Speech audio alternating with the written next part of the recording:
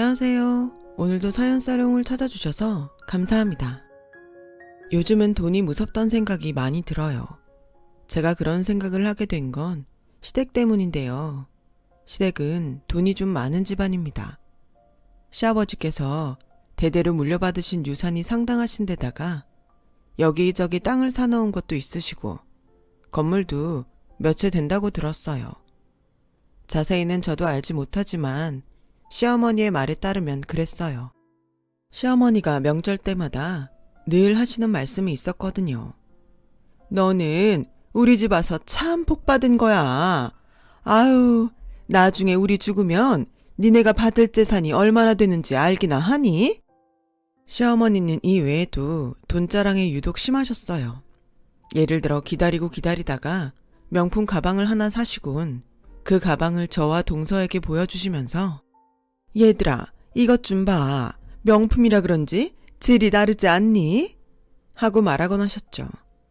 이때 저와 동서의 반응이 무척 달랐는데 제가 네, 좋네요 어머니 하고 있으면 옆에서 동서는 가방에 대해 온갖 칭찬을 다 하곤 했습니다. 가방의 질이 최고급이라느니, 로고가 크게 박혀 있어서 더 부티가 난다느니, 밖에 나가면 모두 어머니만 쳐다볼 것 같다느니 하는 말들을 쏟아내었죠. 정말 온갖 미사역으로 고루고루 칭찬을 해주는 동서가 참 대단스러웠어요. 속에 없는 말을 잘 못하는 성격인지라 그저 내내거리며 동조 정도만 해주는 저에 비해 동서의 그런 모습은 어떤 면에서 놀랍게까지 느껴졌어요. 그리고 굉장히 비교되었죠. 시댁은 재산은 많은데도 불구하고 부모님 두 분 다 무력이 많으신 분들입니다. 자신들의 돈으론 뭘 사긴 아까워하셔도 받는 건 무척이나 좋아하시는 바람에 자기에게 한 푼이라도 더 잘하는 사람을, 특히나 돈으로 잘하는 식구를 대놓고 챙기곤 하시죠. 물론 유산도 더 줄 거라 대놓고 말씀하셨죠. 이러니 동서가 그럴 수밖에요. 의사서방님을 두어 넉넉한 생활을 하고 있었건만 동서는 저희 시부모님 과였어요. 그래, 내 남편 의사했지. 좋다 이거야.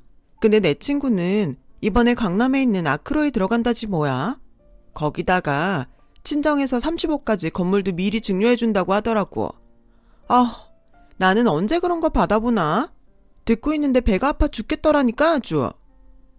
가끔 시댁에 와서도 동서의 친구들이랑 전화하는 거 몰래 들으면 돈돈거리며 계속 돈에 집착을 부렸어요. 그러던 어느 날 아버님 생신날 사건이 하나 터졌는데요. 밥을 먹고 소소한 얘기를 나눌 때까진 분위기가 그리 나쁘진 않았습니다. 문제는 선물을 전달할 때 시작되었죠. 사실 아버님 생신 전부터 남편과 고민이 많았어요.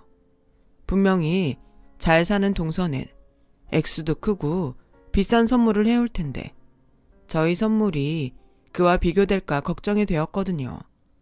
그래서 남편을 붙잡고 말해봤어요. 여보, 이번엔 분명 동서가 명품을 해줄 것 같은데 우리 좀 무리를 하더라도 가격대가 있는 선물을 좀 해드리는 게 어때? 그동안 선물 제대로 못 해드렸으니까 이번에 한번 해드리면 말이 안 나올 것 같아서.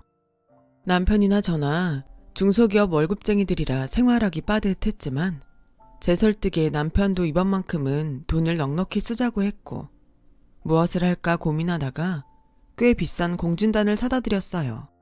받으시자마자 역시나 시아버지의 눈이 휘둥그레졌어요. 니네가 웬일이냐? 재석이 너도 결혼하고 나서 부모한테 돈 아끼더니 이번엔 좀 쓰기로 한 거냐? 진지게 이럴 것이지. 예전부터 그랬으면 좀 좋아. 암튼 잘 먹으마. 네. 그냥 고맙다고 말하면 될걸. 꼭 무언가 말을 덧붙여 기분을 상하게 하긴 하셨지만 어쨌든 좋아라 하시니 다행이라 생각했어요. 그런데 동서가 그걸 보면서 의미심장한 미소를 짓는 거였습니다. 마음이 불안했죠.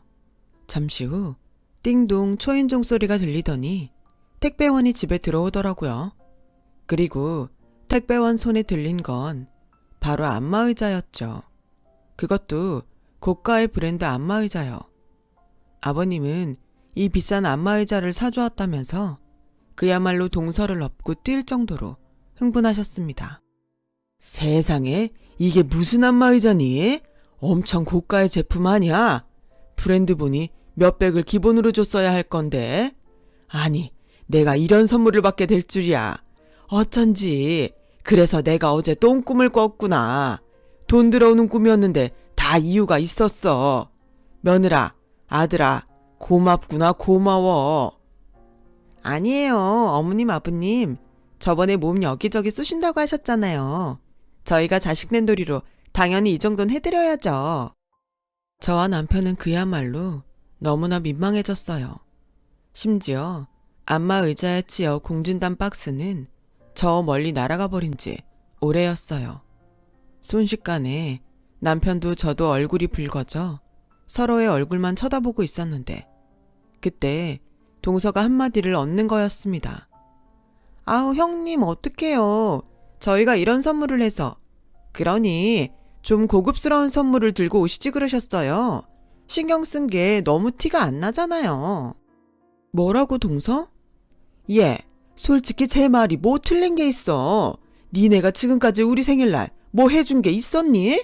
매번 쓸데없는 걸 선물이랍시고 사와가지고 와선 내가 생일이니까 참고 넘어간 거다. 어머니, 어쩜 말씀을 그리 섭섭하게 하실 수 있으세요. 동선이야 이미 넉넉한 형편이고 저흰 그에 비해 없는 형편인데 당연히 선물의 가격대도 달라질 수밖에 없죠. 그래도 나름대로 정성을 들인다고 해서 무리하고 들고 온 선물인데 그렇게 말하시면 저희가 준비한 게 뭐가 되나요?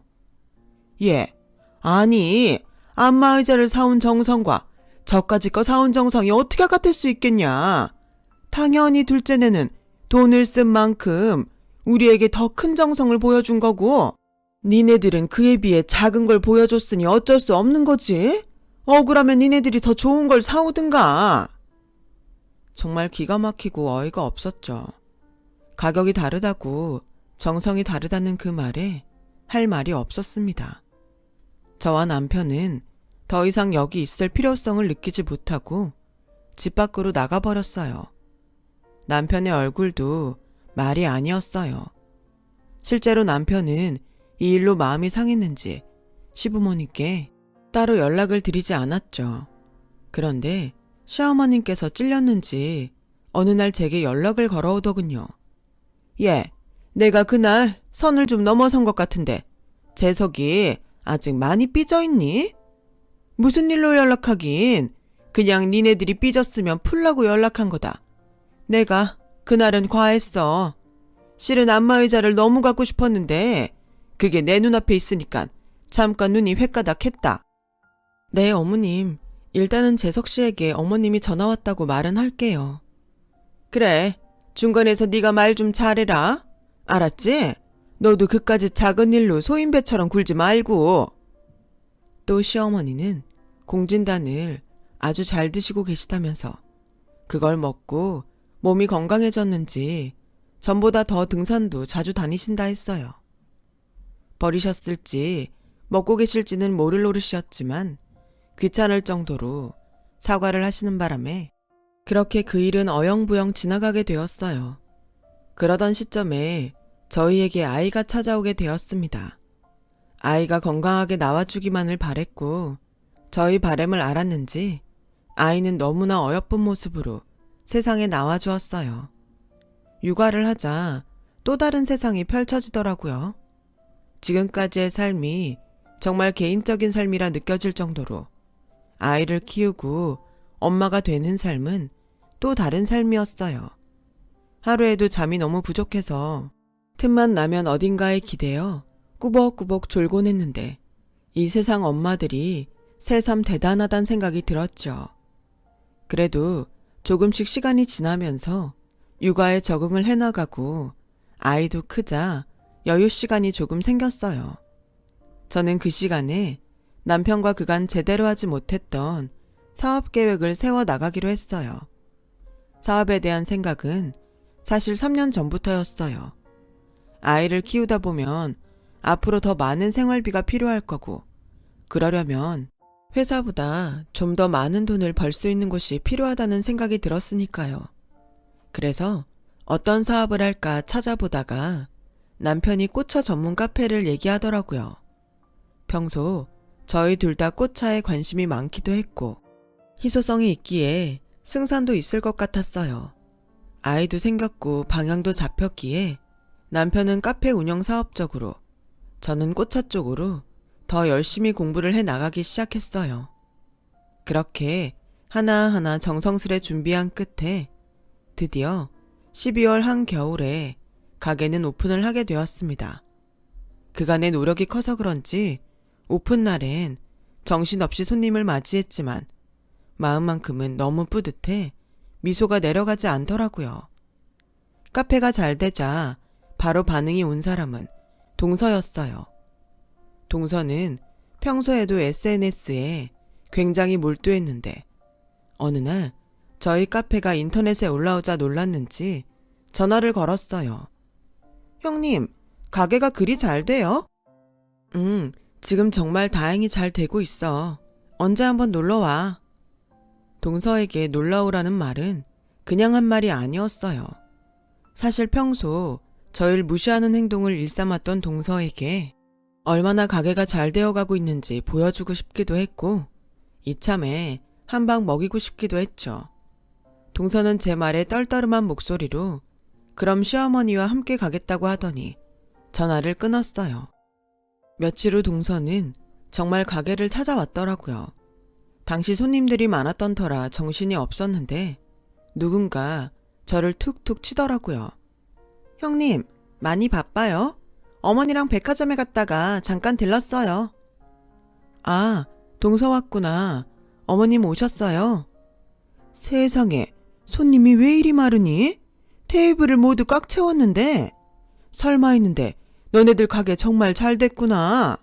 아니, 어쩌다 이렇게 잘 될 수 있었던 게야? 시어머니는 가게를 몇 번 둘러보시더니 손님이 많은 것에 꽤 놀라신 기색이었어요.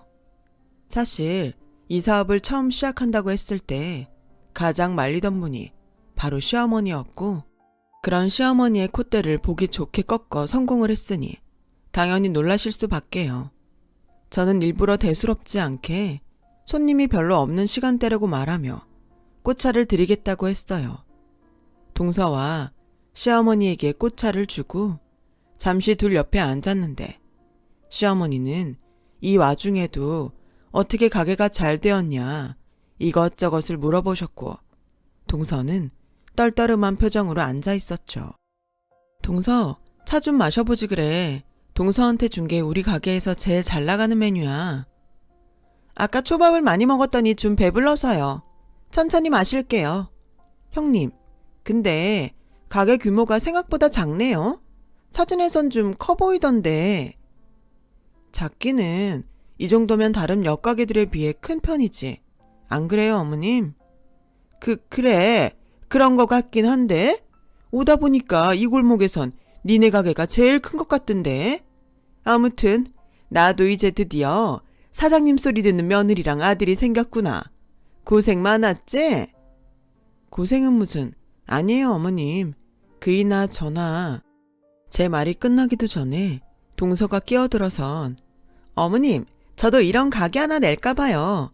형님 하시는 거 보니 저도 왠지 하고 싶어지는데요. 이 정도 구멍가게는 저도 잘할 수 있을 것 같아요. 뭐?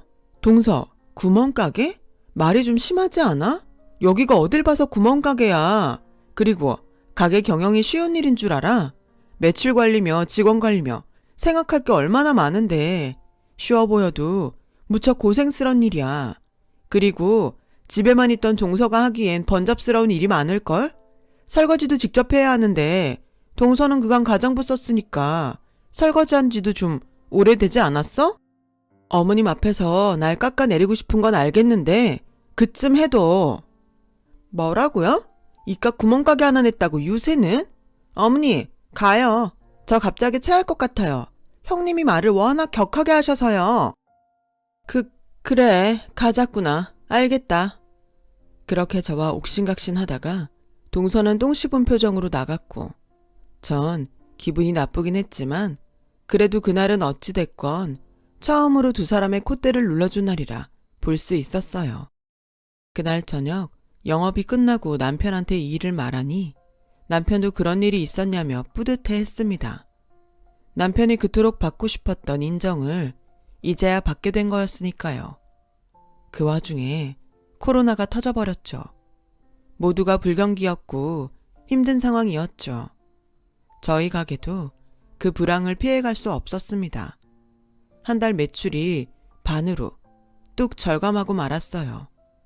사람들로 번잡하던 가게에 빈 테이블이 있으니 속이 정말 바짝바짝 타들어갔습니다. 어떻게 일군 가게인데 걱정이 많이 되더군요. 이 사태가 터지고 나서 제일 전화 먼저 온 건 동서였어요. 어머, 형님 어떡해요.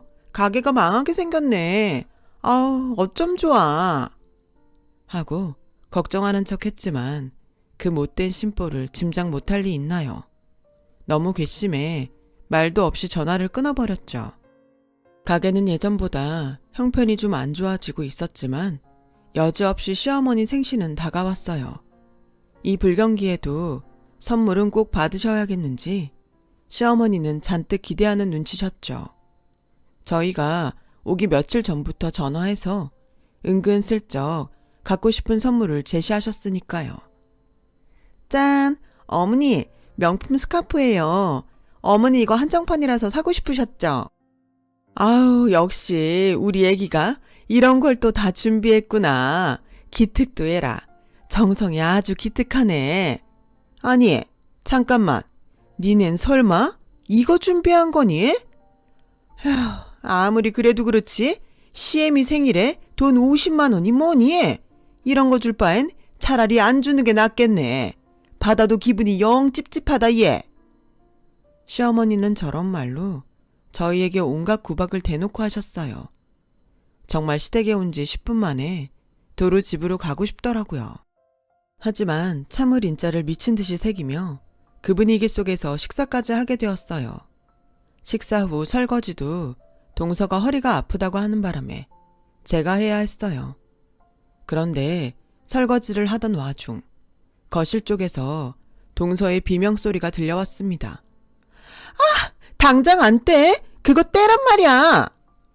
뒤이어 저희 딸 울음소리까지 들려서 깜짝 놀라 거실로 나갔는데 딸아이가 한복판에 나덩그라져 있더라고요. 스카프 한쪽이 젖어 있는 게 눈에 띄었어요. 아마도 저희 딸아이가 그 스카프가 신기했는지 만지작거리다가 입에 넣었나 봐요. 그걸 본 동서가 딸아이를 순간적으로 밀친 거였고 그 바람에 울음을 터뜨리게 된 거였죠. 그 와중에도 시부모님은 이 모든 것을 보고도 아무런 말씀도 하지 않고 계셨고요. 사람이 너무 기막힌 일을 당하면 할 말을 잃어버린다 하잖아요. 내가 지금 보고 있는 게 현실이 맞나 싶어 멍해져 있었는데 제가 일을 치기도 전 남편이 그 자리에서 스카프를 쭉 찢어버리더군요. 다들 미쳤어? 이깟 스카프가 뭐라고? 아니, 지금 저 명품을 찢은 거예요? 저게 얼마짜린지는 아세요? 제가 얼마나 정성껏 준비한 우리 어머님 선물인데 당장 새로 사놓으세요. 사놓으라고요. 남편은 참고로 지금껏 단 한 번도 큰 소리를 낸 적이 없는 사람이었어요. 하지만 딸아이가 이깟 스카프 한번 만졌다고 이런 취급을 받으니 참을 수가 없었던 거죠. 남편이 스카프를 찢어버리자 시어머니의 눈도 휘둥그레졌고 동서는 벌벌 떨며 남편을 노려보더라고요. 그제야 저는 깨달았어요. 시댁과의 인연은 여기까지이구나. 더 맞설 필요도 없겠구나. 저는 그 자리에서 찢어진 스카프를 동서 얼굴에 던져버리곤 남편과 딸을 데리고 나와버렸죠. 그 이후 남편과 전 이제부턴 명절날도 생신날도 시댁에 가지 않기로 했고 무섭도록 가게에만 집중했어요. 오히려 그런 일이 있으니 뭘 할까요? 동서와 시부모에게 무시당했던 걸 생각하면 오기가 생겨 더 버틸 수 있는 힘이 되더라고요. 그렇게 시댁 식구들을 안 보고 산 지 1년쯤 되었을 때였어요. 갑자기 시어머니에게서 한 통의 전화가 걸려왔습니다. 동선애가 요즘 투자로 이득을 많이 올리고 있다며 저희도 거기에 동참하라는 거였어요. 나도 이번에 걔네 믿고 건물 팔아서 투자했거든. 니네들도 해라. 아마 돈이 꽤 될 거야. 그러니까 지금 저희한테 투자를 하라고 전화를 하신 거예요? 그래, 좋은 거 알려주겠다는데 말투가 왜 그러니? 어이가 없었죠. 시어머니 나름대론 아무 일 없다는 듯 지나가고 싶으셨던 것 같았어요. 하지만 저희는 당연히 아니었죠. 더 그 집 식구들을 보고 살 생각이 없었던지라 저도 남편도 아무런 대꾸 없이 전화를 뚝 끊어버렸고 그 후에도 걸려오는 어머니의 전화들은 죄다 싹 무시했어요. 하지만 사람 인연 한번 참 즐기더군요. 어쩔 수 없이 시어머니를 다시 봐야만 하는 일이 생기고 만 거죠. 바로 시어머니가 초라한 행색으로 가게를 찾아오면서였습니다. 얘들아, 미안하지만 잠깐만 나랑 얘기 좀 할 수 있겠니? 그런데 좀 이상했어요. 오랜만에 보는 시어머니의 안색은 마치 아픈 사람처럼 정말 좋지 않아 보였어요. 어디든 명품 가방과 명품 옷으로 도배하시던 분이 좀 초라한 모습으로 나타나니 당황스러웠습니다. 잠시 후 시어머니가 해주시는 그간의 이야기를 듣고서야 이몰고를 이해할 수 있었어요. 내가 너네들에게 전화했을 때 기억나니? 걔네가 투자를 권하더라고. 아주 좋은 투자건이 있는데 나도 거기에 투자를 하면 수익을 몇 배로 올릴 수 있다고 하면서 가족이니까 알려드린다는 말에 그만 혹해서 건물을 투자했다. 실제로 수익이 나서 정말 돈이 되는 줄 알았어. 그리고 그 다음에 노후자금까지 몽땅 털어서 둘째한테 줬는데 걔네들 다음날 연락이 뚝 끊겼단다. 처음엔 설마 했는데 한 달째 연락이 안 되니까 경찰에 연락을 했는데 걔네가 이미 여러 사람을 속인 죄로. 말씀하시는 동안 시어머니는 눈물을 참지 못하셨어요. 그 뒷말을 들어보니 동서와 서방님은 시어머니 외에도 사람들에게 투자를 권해 돈을 받았고 그 돈을 들고 어딘가에 잠적해 있는 상태라는 거였어요. 어쩌면 좋니 이를. 시어머니는 절 붙잡고 눈물을 펑펑 쏟으셨고 그 자리에서 오열까지 하시더군요. 저희도 당황스럽게 마찬가지였습니다. 이게 뭔 일인지 도대체 알 길이 없었죠. 어찌됐건 동서와 서방님을 찾는 게 급선무였기에 그렇게 소식을 기다리고 있던 어느 날 동서와 서방님 소식이 들려왔어요. 어느 여관방에서 발견이 되었단 소식이었죠. 그리고 오랜만에 만난 그들의 모습은 정말이지 믿을 수 없을 정도로 충격적이었어요. 동서는 경찰에서 절 마주치자 흠칫 놀라더니 갑자기 달려들어 술을 사달라고 했어요. 형님, 제발 술 좀 사주세요. 네? 술 좀요. 동서는 그간 무슨 일을 겪었는지 알코올 중독자가 되어버렸고 서방님 역시 생기 하나 없는 눈동자로 절 보고 있었어요. 미친 사람처럼 숨을 헐떡이며 술을 찾는 동서를 보자 그간의 삶이 어땠는지 충분히 예상할 수 있었어요. 동서와 서방님은 선물 투자를 했다고 해요. 그간 번 돈에 만족하지 못하고 투자를 했는데 거기서 거액을 잃었다더군요. 그 돈을 메꾸기 위해 사람들에게 사기를 치기 시작한 거였어요. 결국 시어머니가 준 마지막 투자금까지 날려먹고 빚쟁이들에게 쫓기다가 경찰에게 발각이 되고 만 거였죠. 동서는 저와 남편이 등을 돌릴 때까지도 계속 술 얘기를 했어요. 그때 시어머니가 경찰서로 들어와 자기 돈을 날렸다며 동서의 머리채를 붙잡았습니다. 경찰서는 순식간에 동서의 비명소리로 가득 찼죠.